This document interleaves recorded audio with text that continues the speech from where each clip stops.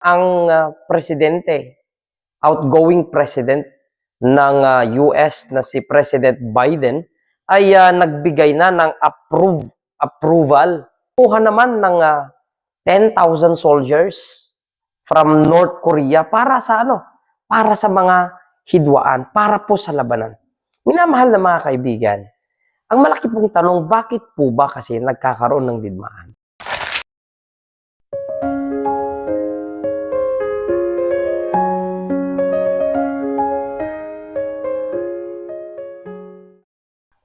Isang mapagpalang oras muli, mga kaibigan. Nandito na naman po tayo para sa atin pong programa sa oras na ito, ang Daily Bible Reflections with, of course, ang iyong pong lingkod, Pastor Glenn Bautista.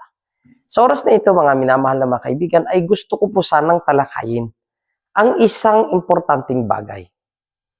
Kung inyo pong makikita ang patuloy na agos ng ating mundo sa atin pong mga panahon ngayon, ay atin pong makikita ang mga hindi magandang ugnayan ng bawat mga liderato ng bawat bansa. Matagal ng panahon, mga minamahal na mga kaibigan, narinig na po natin ang hindi po magandang relasyon ng bansang Ukraine at Russia. At ito na nga pa, ayon po sa atin pong mga balitang nababasa at nakikita sa TV, ay ang presidente, outgoing president ng US na si President Biden ay nagbigay na ng approval na ang bansang Ukraine ay gamitin ang mga long-range missile nito para po atakihin ang Russia. O, tignan natin. Habang ang Russia naman, mga minamahal na mga kaibigan, ay kumuha naman ng 10,000 soldiers from North Korea para sa ano? Para sa mga hidwaan, para po sa labanan. Minamahal na mga kaibigan, ang malaki pong tanong, bakit po ba kasi nagkakaroon ng digmaan? Ano po ang mga pinagmulan ng digmaan? Sa mga nagdaang mga siglo sa atin pong buhay, nagkaroon po tayo ng mga tinatawag nating wars between nation into nation. Nagkaroon na po tayo, mga minamahal na mga kaibigan, ng mga tinatawag nating World War I, World War II, at ang malaking tanong, posible pa bang magkaroon tayo muli ng World War III? Mga minamahal na mga kaibigan, kung sakaling magkaroon man ng World War III, handa po ba tayo?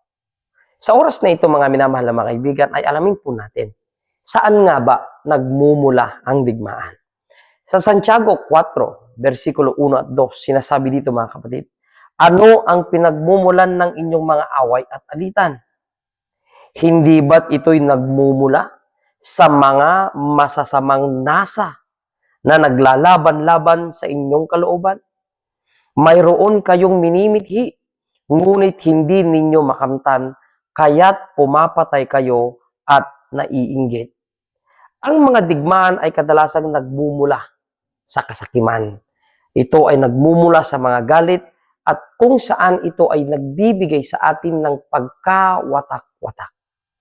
Ang Biblia, mga minamahal na mga kaibigan, ay nag-aalok ng isang magandang pamamaraan para sakali, sabi nga nila, mayroon tayong mga ginagawa na siyang magsisindi sa mitsa ng alitan, ng hidwaan.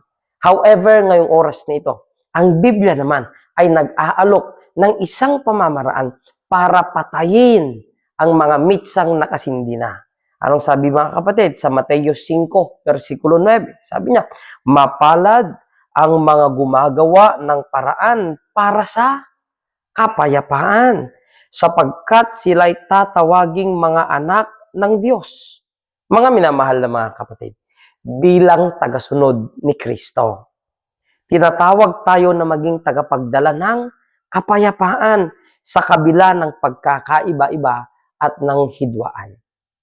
Mga minamahal na mga kaibigan, kaya po nating gumawa ng isang bagay na magbibigay sa atin ng katahimikan sa ating mundo.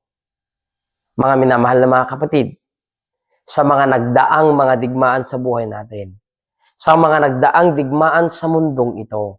Nakita natin na ang mga digmaang ito sa kasaysayan ay nakita natin na nagdulot ito ng pagkawatak-watak. Nagdulot ito ng sugat. Nagdulot ito ng mga lamat sa buhay natin na kung saan ating makikita napakaraming naghirap. Napakaraming buhay ang nasakripisyo. Napakaraming mga inosenteng tao, bata man o matanda, ang nadadamay dahil lamang sa mga pansariling kagustuhan ng mga tao na nasa likod ng mga digmaang ito. Dahil lamang walang pagpapakumbaba, dahil lamang walang pagkakaintindi sa bawat isa, nagkakaroon ng mga digmaan. Mga minamahal na mga kapatid, sa gitna ng mga kaguluhan na ito, alalahanin natin na may mas mataas na kapangyarihan mula sa mga taong nasa likod ng mga digmaang ito. Alam natin na nandyan ang Diyos.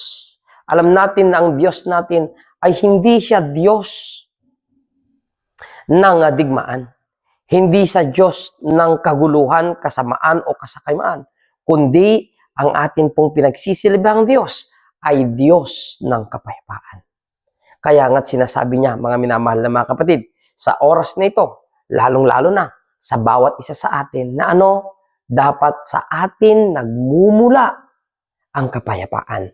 Bilang mananampalataya, bilang may pag-ibig at relasyon sa Diyos, ating ipakita sa mundong ito na tayo ay gagamitin ng Diyos para magsimula ang kapayapaan. Hindi po natin kayang baguhin ang mundo sa isang iglap lamang.